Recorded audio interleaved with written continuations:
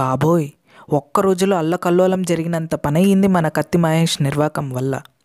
తాను ఎవరినీ పర్సనల్గా మాట్లాడనని, సంస్కారం ఉంది అని చెప్పిన వ్యక్తి ఉదయం నుండి ఒక అమ్మాయి పర్సనల్ లైఫ్ గురించి మాట్లాడుతూ ఇవి కేవలం ప్రశ్నలే అని తనను తాము సమర్థించుకున్నాడు.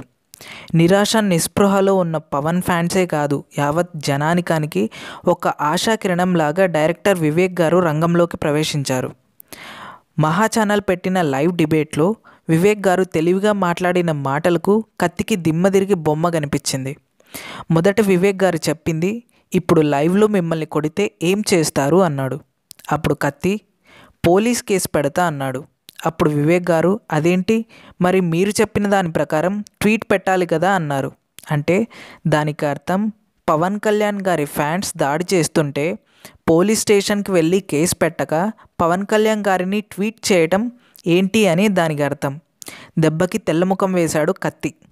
రెండో ప్రశ్న అని వివేక్ గారు అడిగారు. మీ అమ్మగారి గురించి 2 నిమిషాలు చెప్పండి, నాకు తెలుసుకోవాలనుంది అన్నారు వివేక్ గారు.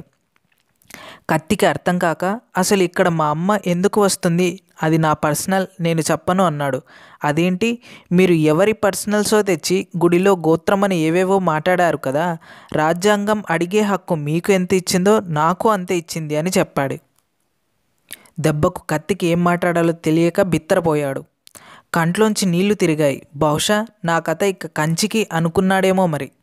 అప్పుడు టీవీ యాంకర్ వివేక్ గారు ఒక్కసారిగా ప్రశ్నల వర్షం కురిపించారు. పూనం కౌర్ కూడా ఒక అమ్మాయి, ఒకరికి కూతురు, మరి ఆమె పర్సనల్ విషయాలు బయటపెట్టి అడిగినప్పుడు నీ తల్లి గురించి అడిగితే తప్పేంటి అన్నారు. దెబ్బకి కత్తి మహేష్ మైక్ పడేసి నేను చెప్పలేనని వెళ్ళిపోయాడు. వివేక్ గారు అప్పుడు ఒక మాట అన్నారు. ఈ కత్తి మహేష్ అక్కడెక్కడో ఉన్న వాళ్ళని పిలిచి రండి రండి నాకు సమాధానం చెప్పండి అని అడిగాడు కదా, మరి ఇప్పుడు నేను ఇక్కడికి వచ్చి అడిగిన ప్రశ్నలకు ఈయన సమాధానం చెప్పకుండా ఎందుకు వెళ్ళిపోతున్నాడు అని అడిగారు. వివేక్ గారి మాటల్లో ఎంతో అర్థం ఉందని అందరూ మెచ్చుకొని ఇప్పుడు వివేక్ గారిని సోషల్ మీడియాలో హీరోని చేశారు. ఆ వీడియో లింక్ కింద ఉన్న డిస్క్రిప్షన్లో ఉంది. మీరు కూడా వివేక్ గారు చేసింది కరెక్ట్ అని భావిస్తున్నారా? అయితే ఎస్ అని, లేకపోతే నో అని మీ అభిప్రాయాల్ని కామెంట్స్ రూపంలో చెప్పండి. ఈ వీడియో ప్రతి ఒక్కరికి షేర్ చేయటం మర్చిపోకండి. ఈ వీడియో మీకు నచ్చినట్టయితే లైక్ చేసి మన ఛానల్ను సబ్స్క్రైబ్ చేయండి. Thanks for watching.